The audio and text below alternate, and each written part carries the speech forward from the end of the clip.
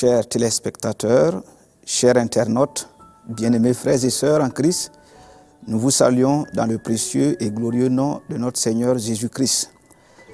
Permettez-moi, avant de commencer, de saluer notre excellent père spirituel, le révérend docteur Mamadou Philippe Karambiri et son épouse Hortense, pour cette confiance qu'ils m'ont donnée de pouvoir conduire ce temps de prière, de prions ensemble. Et c'est une bonne initiative, une excellente initiative qui permet l'unification du corps de Christ. Nous sommes très reconnaissants et nous prions que le Seigneur continue de bénir son serviteur, de bénir sa servante pour ces initiatives-là. Alors, nous allons aller dans un temps d'exhortation avant d'aller dans les points de prière. Alors, le thème de l'exhortation, c'est la prière d'accord. Nous allons lire dans Matthieu 18 et le verset 19. La Bible dit là-bas, « Je vous dis encore que si deux d'entre vous s'accordent sur la terre pour demander une chose quelconque, elle leur sera accordée par mon Père qui est dans les cieux. » Amen. Donc, il y a deux aspects ici qu'il faut voir dans la prière d'accord. Alors, on s'accorde d'abord sur la parole de Dieu. On ne peut pas s'accorder, par exemple, pour tuer quelqu'un, parce que ça ne correspond pas à la parole de Dieu. Donc, lorsqu'on parle de la prière d'accord, il y a deux aspects. Et le premier aspect là, c'est de s'accorder d'abord sur la parole de Dieu. Qu'est-ce que Dieu a dit dans sa parole concernant tel ou tel aspect? Et si nous nous accordons sur ça, nous pouvons aller maintenant au deuxième aspect, qui est l'accord entre moi et mon frère ou ma soeur avec qui je prie. Donc c'est très important. Je dois examiner, voir entre moi et mon frère, est-ce qu'il n'y a pas quelque chose qui puisse m'empêcher, qui puisse être un obstacle à la prière. Donc nous devons nous accorder, non seulement entre nous, mais nous devons nous accorder également sur la parole de Dieu. Et lorsque nous regardons dans la Bible, il y a une application pratique dans Actes 4 et le verset 24 et le verset 31, où il est écrit, « Lorsqu'ils l'eurent entendu, ils élevèrent à Dieu la voix tous ensemble et dirent, « Seigneur, toi qui as fait le ciel, la terre, la mer et tout ce qui s'y trouve. » Tout ce qui s'y trouve. Et le verset 31 dit, « Quand ils eurent prié, le lieu où ils étaient assemblés trembla. Ils furent tous remplis du Saint-Esprit et ils annonçaient la parole de Dieu avec assurance. » Amen. Nous voyons ici que la Bible dit qu'ils élevèrent à Dieu la voix. Il n'a pas dit qu'ils ont élevé leur voix. Ce n'est pas une faute. En réalité, lorsqu'on est dans l'accord, Dieu entend une seule voix. C'est pourquoi c'est très important, lorsque nous voulons prier en communauté, nous devons vraiment être dans l'accord. Et lorsqu'ils ont prié, la Bible dit que le lieu où ils étaient assemblés trembla. C'est pour dire qu'il y a une puissance dans la prière d'accord, dans la prière communautaire.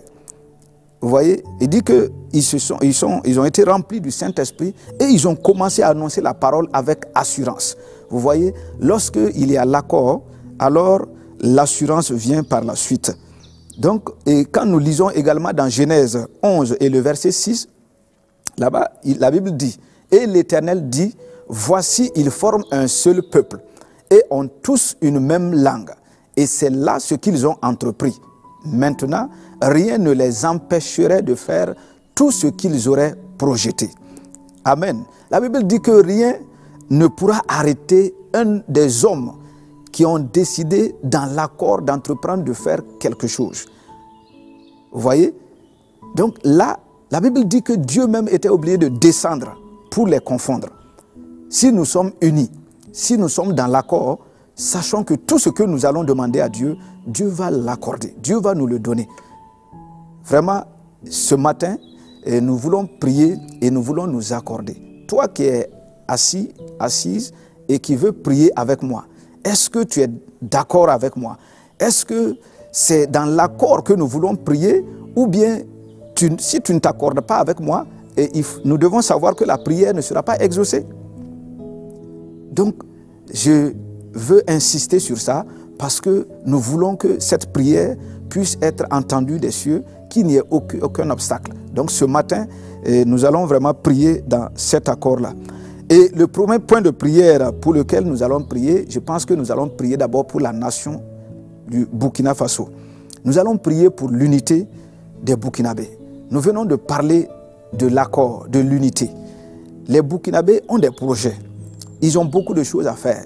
Mais tant qu'il n'y a pas d'unité, nous ne pourrons pas avoir ces choses-là. C'est pourquoi nous allons prier. Nous allons élever la voix à Dieu et demander que lui-même, il nous aide dans ce noble projet d'unification. Que les Burkinabés puissent parler le même langage. Que nous puissions regarder dans la même direction. Amen. Cela est très important. Nous allons parler ensemble, oui, de réconciliation nationale, de paix nationale, de sécurité, de justice. Toutes ces valeurs-là, les Burkinabés doivent fonder vraiment notre nation sur ces valeurs-là. Amen. Donc, élevons la voix ensemble et prions pour cela. Excellent Père de grâce, nous bénissons ton nom, nous te rendons grâce, nous te remercions vraiment pour la nation du Burkina. Nous prions pour une unité nationale dans cette nation. Nous prions qu'il y ait le pardon, qu'il y ait la fraternité entre nous, qu'il y ait vraiment, Seigneur, la paix dans cette nation, le pardon à tous égards.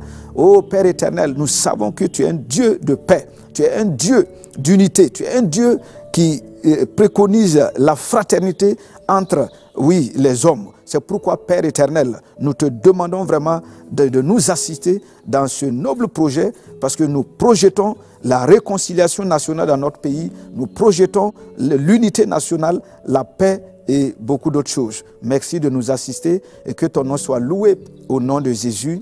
Amen. Amen. Alors nous poursuivons et nous allons cette fois-ci prier pour l'intégrité. Nous sommes dans un pays, le Burkina Faso, où le nom signifie pays des hommes intègres. Est-ce que réellement cette intégrité est ressentie dans le quotidien? Nous allons prier. C'est des valeurs cardinales, des fondements de la nation, mais que nous sommes en train de perdre au fil des années. Nous allons prier que ces valeurs-là soient rétablies dans le cœur des Burkinabés. L'intégrité, c'est la plus haute valeur morale qu'un homme puisse avoir. C'est pourquoi nous allons élever la voix tous ensemble. Que le peuple burkinabé soit attaché à ces valeurs d'intégrité, à ces valeurs, oui, de moralité.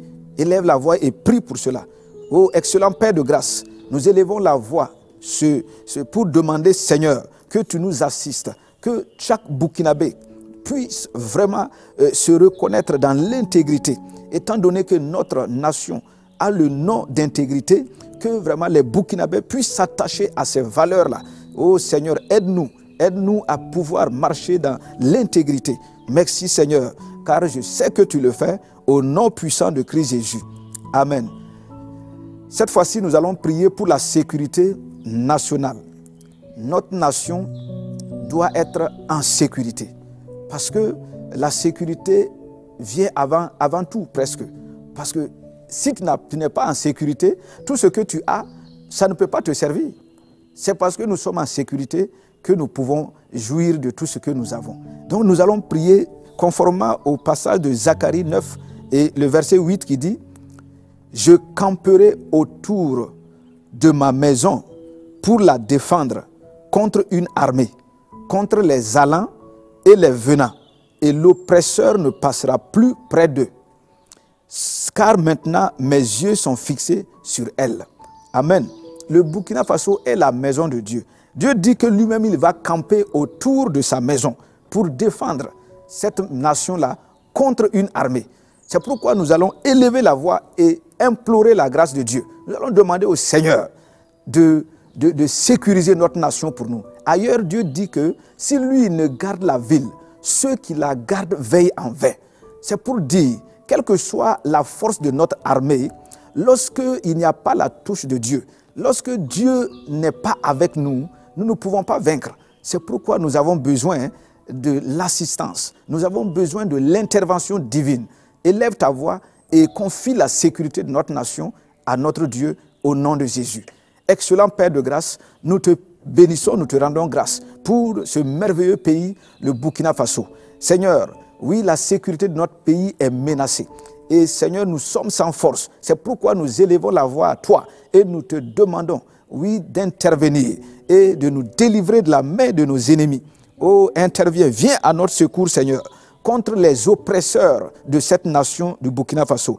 Oh, tu l'as fait avec Israël lorsque ses ennemis sont venus contre lui. Et Seigneur, tu as frappé d'aveuglement tous ses ennemis. Et tu l'as fait lorsque Josaphat et ton peuple, oui, ont crié à toi, Seigneur. La Bible dit que tu t'es levé également et tu as combattu pour Israël. C'est pourquoi, Père, nous élevons la voix et nous demandons d'intervenir dans notre nation et de combattre nos ennemis pour nous. Que ton nom soit loué, que ton nom soit magnifié, Père, au nom puissant de Jésus-Christ. Amen. Amen. Nous allons cette fois-ci prier pour nos autorités nationales et nous voulons également prier pour leurs conseillers. Oui, cela est très important. Lorsque nous lisons dans Proverbes 15 et au verset 22, la Bible dit « Les projets échouent faute d'une assemblée qui délibère, mais ils réussissent quand il y a de nombreux conseillers. » Oui, notre pays a besoin, nos autorités ont besoin de sagesse et de bons conseillers pour pouvoir diriger la nation. Oui, c'est très important parce que diriger une nation ou diriger des hommes n'est pas chose aisée. Et nous avons toujours besoin d'avoir la sagesse, d'avoir vraiment des conseillers qu'il faut. C'est pourquoi nous allons élever tous ensemble la voix et nous allons prier pour nos autorités, où qu'elles soient, nous allons demander au Seigneur d'étendre sa main, de leur accorder la sagesse, non seulement à eux, mais de leur donner des bons conseillers, des conseillers qui seront eux-mêmes conseillés par le Saint-Esprit, afin qu'ils puissent diriger notre nation et que nous puissions mener une vie paisible. Élevons la voix et prions en leur faveur. Excellent Père de grâce, nous te prions vraiment en faveur de nos autorités et nous demandons, Seigneur, de leur accorder la sagesse. Accorde-leur, Seigneur, le discernement. Accorde à ces autorités d'avoir de bons conseillers, des conseillers avertis, des conseillers fidèles qui vont leur dire les choses telles qu'elles sont, qui vont vraiment leur donner des conseils qui vont permettre à cette nation d'avancer. Merci Seigneur, merci, nous savons que tu es avec nous et que tu nous assistes. Que ton nom soit loué et que ton nom soit magnifié au nom puissant de Jésus. Amen. Nous allons cette fois-ci prier pour la situation sanitaire dans notre nation. Dans Ésaïe 57 et le verset 19, la Bible dit là-bas, « Je mettrai la louange sur les lèvres. Paix, paix à celui qui est loin et à celui qui est près, dit l'Éternel. Je les guérirai. » Oui, la maladie ne vient pas de Dieu. La maladie est un instrument du diable pour faire souffrir l'homme, pour oppresser les hommes. Malheureusement, c'est l'homme lui-même qui a donné la matière au diable. Parce que l'homme a péché et depuis lors, le péché a introduit la maladie dans le monde. Donc ici, c'est l'homme lui-même qui a donné la matière au diable de pouvoir lui envoyer des maladies et de pouvoir le faire souffrir. Mais notre Dieu est un Dieu de compassion. Lorsque nous crions à Dieu, lorsque nous demandons sa grâce, en tout cas, notre Dieu répond. C'est pourquoi nous allons élever tous ensemble la voix pour toutes ces personnes qui sont malades dans notre nation de cette maladie de Covid-19. Nous allons demander au Seigneur de faire grâce et de guérir toutes ces personnes-là. Élève ta voix et demande cette grâce-là. Excellent Papa, nous reconnaissons que par nos péchés, nous avons introduit la maladie et cela, le diable utilise cela pour oppresser, le diable utilise cela pour faire souffrir, oui Seigneur, les hommes. C'est pourquoi Père, en ce moment nous élevons la voix et nous plaidons ta miséricorde. Nous te demandons de faire grâce pour toutes ces personnes qui sont malades de cette maladie de Covid-19 ou de toute autre maladie dans cette nation. Nous prions que tu fasses grâce et que ces personnes-là soient relevées de ces maladies-là. Accorde-leur la vie. Oh, merci Seigneur. Tu es un Dieu de grâce, tu es un Dieu de faveur et nous savons que ces personnes-là se relèvent et ils sont en bonne santé. Au nom puissant de Christ Jésus. Amen. Alors, cette fois-ci, je voudrais que nous prions pour l'Église, corps de Christ. Quand nous lisons dans Romains 12, le verset 4, il est écrit là-bas, « Car comme nous avons plusieurs membres dans un seul corps et que tous les membres n'ont pas la même fonction, ainsi, nous qui sommes plusieurs, nous formons un seul corps en Christ et nous sommes tous membres les uns des autres. » Amen. Il dit, puisque nous avons des dons différents selon la grâce qui nous a été accordée, que celui qui a le don de prophétie l'exerce selon l'analogie de la foi. Que celui qui est appelé au ministère s'attache à son ministère, que celui qui enseigne s'attache à son enseignement, et celui qui exhorte à l'exhortation. Que celui qui donne le fasse avec libéralité, que celui qui préside le fasse avec zèle, que celui qui pratique la miséricorde le fasse avec joie. Amen. Alors nous voyons ici que Dieu compare l'Église comme les membres d'un corps. Et nous savons que les membres d'un corps sont interdépendants. Et les membres d'un corps se reconnaissent. Et c'est pourquoi ils peuvent atteindre l'objectif global qui est assigné. Donc nous allons vraiment prier afin que l'Église, corps de Christ, puisse se reconnaître. Nous avons vu ici que les dons ne sont pas les mêmes. Les fonctions ne sont pas les mêmes. Effectivement, dans le corps de Christ, il y a plusieurs ministères. Il y a des ministères d'apôtres, il y a des ministères de prophètes, il y a des ministères d'enseignants, il y a des ministères de pasteurs, de docteurs, il y a des ministères d'évangélistes. Alors, tous ces ministères-là, tous ces ministres-là ont besoin de se reconnaître. Et même les fidèles doivent se reconnaître. C'est très important. C'est pourquoi nous allons demander au Seigneur d'accorder cette grâce à chacun de nous, de pouvoir se reconnaître en tant que membre du corps de Christ, afin de pouvoir avancer. Élevons la voix et prions pour cela. Excellent Père de grâce, nous te bénissons et te louons, nous te magnifions Seigneur pour ces moments de prière. Ô Père éternel, à présent nous prions pour le corps de Christ. Nous voulons que les membres du corps de Christ se reconnaissent mutuellement. Car sans cette reconnaissance, nous ne pouvons pas avancer. Nous ne pouvons pas dire que nous avons tel ministère et que tel autre ministère n'est pas bon. C'est pourquoi, Père, nous demandons vraiment cette grâce de nous donner, de pouvoir nous reconnaître et de pouvoir marcher main dans la main pour pouvoir accomplir l'objectif commun qui nous a été assigné. Merci, Papa. Merci pour ta grâce. Merci parce que nous savons que tu nous entends et tu nous aides à pouvoir vivre ensemble, à pouvoir se reconnaître mutuellement. Que ton nom soit loué, que ton nom soit magnifié au nom puissant de Jésus. Amen, amen, amen. Nous poursuivons et cette fois-ci nous allons prier pour les familles chrétiennes. C'est un élément très important.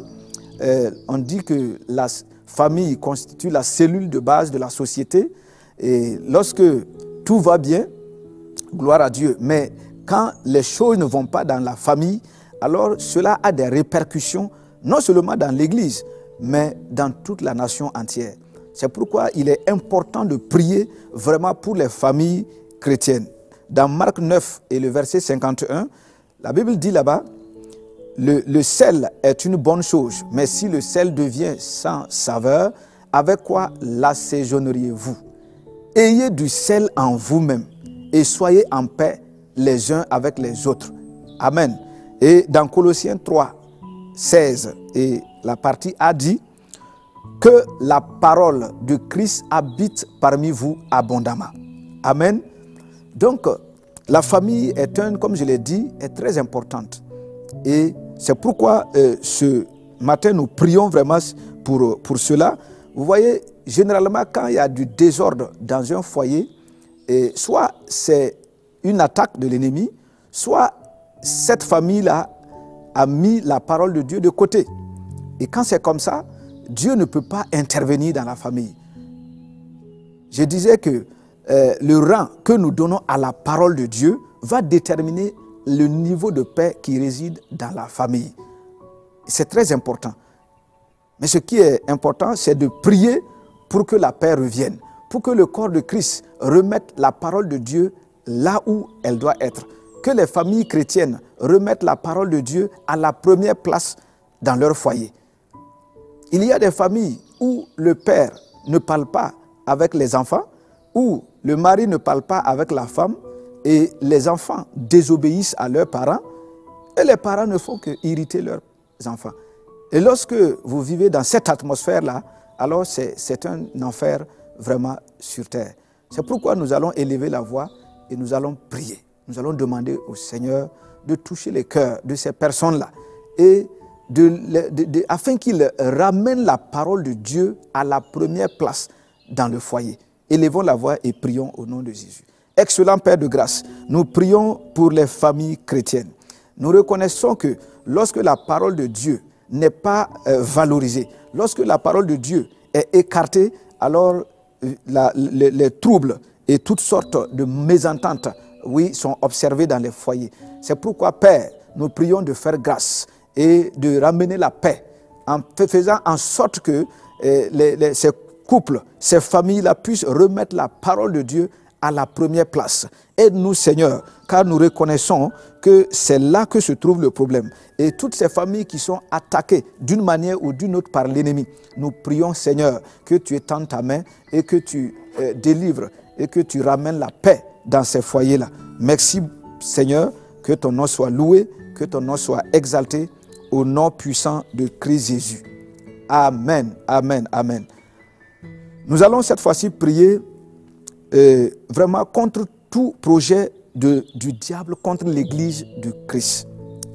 Dans Psaume 2 et le verset 1 jusqu'à 5, mais nous pouvons lire d'abord le verset 1, il dit « Pourquoi ce tumulte parmi les nations, ces vaines pensées parmi les peuples ?» Il dit « Pourquoi les rois de la terre se soulèvent-ils et les princes se liguent-ils avec eux contre l'Éternel et son oint? Brisons leurs liens, délivrons-nous de leurs chaînes. Celui qui siège dans les cieux rit, le Seigneur se moque d'eux. Puis il leur parle dans sa colère, il les épouvante dans sa fureur. » Amen. Alors, quand nous regardons tout cela, nous voyons que dans le monde, il y a comme une conspiration mondiale contre l'Église de Christ. Heureusement, Jésus a dit dans la parole que les portes du séjour des morts ne prévaudront point contre l'Église de Christ. Amen. Mais nous allons prier, nous allons demander au Seigneur que tout projet que l'ennemi est en train de concocter contre l'Église, que cela soit renversé. Nous voyons que les premiers disciples ont prié sur la base de ce passage-là.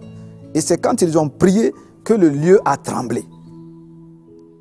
Nous également, nous allons prier.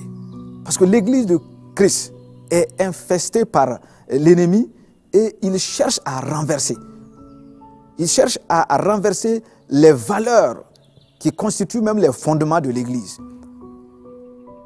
J'apprenais que dans certains pays, les mères sont obligées, par exemple, de célébrer des mariages homosexuels.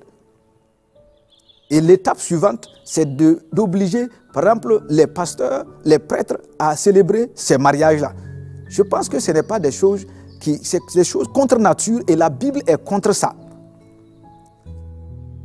La Bible est contre ça. C'est des stratégies du diable. Le diable cherche à détruire l'Église. Le diable cherche à renverser les fondamentaux même de l'Église. Et c'est pourquoi nous devons nous opposer à cela. Nous devons prier contre ces choses-là. Nous sommes dans une période où la parole de Dieu, la parole des hommes passe avant la parole de Dieu. Ce n'est pas normal. Où tout est légalisé. On légalise des choses qu'on ne doit pas légaliser. C'est pourquoi nous allons nous élever contre ces choses-là. Tu vas élever ta voix et tu vas prier contre cela au nom puissant de Christ Jésus. Renverse ces choses-là au nom de Jésus. Excellent Père, nous nous tenons là et nous renversons tout projet du diable qui cherche à déstabiliser ton église. Tout ce que l'ennemi cherche à faire, ils ont infiltré les églises pour les détruire de l'intérieur, pour les détruire. Mais nous disons non. Nous disons non et c'est pourquoi nous arrachons tout arbre que tu n'as pas planté et qui est dans l'église dans le but de détruire. Nous les arrachons au nom puissant de Christ Jésus. Et nous décrétons que toutes ces lois anti-nature, contre nature, nous disons non à ces lois-là, au nom puissant de Christ Jésus. Et nous proclamons que les valeurs cardinales qui fondent l'Église vont subsister au nom puissant de Christ Jésus. Nous reconnaissons la supériorité de la parole de Dieu. Nous reconnaissons la suprématie de la parole de Dieu. La parole de Dieu viendra toujours avant la parole des hommes. Parce que c'est Dieu qui est le Créateur. Merci Seigneur. Merci pour ta grâce. Que ton nom soit béni. Que ton nom soit loué. Au nom puissant de Jésus. Amen. Amen. Alors nous poursuivons et nous allons prier pour l'obéissance du peuple de Dieu à la grande commission. Dans Matthieu 28 et le verset 19, la Bible dit là-bas, « Allez, faites de toutes les nations des disciples, les baptisant au nom du Père, du Fils et du Saint-Esprit. Et enseignez-leur à observer tout ce que je vous ai prescrit.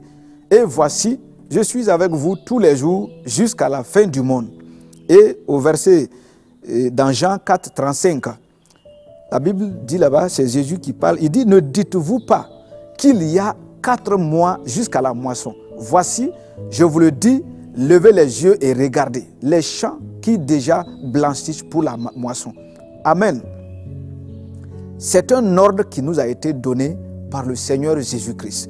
Il nous a dit d'aller et de faire de toutes les nations des disciples. Si nous sommes réellement les disciples de Jésus, si Jésus est notre Seigneur, nous ne devons pas discuter avec cette instruction-là. Nous devons obéir strictement à ses ordres. Mais aujourd'hui, combien sommes-nous qui obéissons à cette parole-là, qui allons sur le terrain? Beaucoup d'entre nous, nous nous cachons derrière des honneurs. Nous avons honte de parler de Dieu. Et ce n'est pas normal. C'est pourquoi nous allons prier ce matin. Et nous allons demander que le corps de Christ puisse entrer en lui-même et se ressaisir et sortir vraiment pour l'évangélisation. Élève ta voix et prie. Excellent Père de grâce, nous sommes dans ta présence et nous demandons vraiment la grâce que le corps de Christ se réveille et qu'il puisse aller évangéliser, obéir à la grande commission. C'est des paroles importantes parce que ce sont les paroles que tu as dit à la fin de ta vie et ces paroles sont très importantes. Tu nous demandes à aller sur le terrain. C'est pourquoi, Père, je prie que tu touches le cœur de chaque fidèle, oui, afin que nous puissions aller évangéliser. Cette mission n'incombe pas seulement aux pasteurs, aux évangélistes ou aux apôtres. C'est une mission qui concerne tout le corps de Christ et nous devons le faire pour la gloire de ton nom. Merci Seigneur, que ton nom soit loué, que ton nom soit exalté au nom puissant de Christ Jésus. Amen. Chers téléspectateurs, chers internautes, bien-aimés frères et sœurs, nous sommes au terme de ce temps de prière, de prions ensemble. Et je crois que nous l'avons fait dans l'accord. Et c'est pourquoi j'ai l'assurance que ce que nous avons demandé, nous l'avons obtenu. Parce que Dieu est fidèle à sa parole. Il dit que si 2 d'entre vous s'accordent pour demander une chose quelconque, Dieu le Père nous l'accorde. Et ce matin, nous croyons être exaucés. Amen. C'est pourquoi je t'encourage. Sache que ta prière est très importante. Lorsque tu pries, Dieu écoute. Peut-être que tu n'as pas d'importance aux yeux des hommes. Mais cela n'est pas important. Ce qui est important, c'est la valeur que Dieu te donne. Et c'est cette valeur qui compte. C'est pourquoi, vraiment, demeure béni et je te souhaite de passer un agréable moment en compagnie du Seigneur Saint-Esprit. Que la grâce du Seigneur demeure sur ta vie. Au nom de Jésus, shalom, shalom, shalom.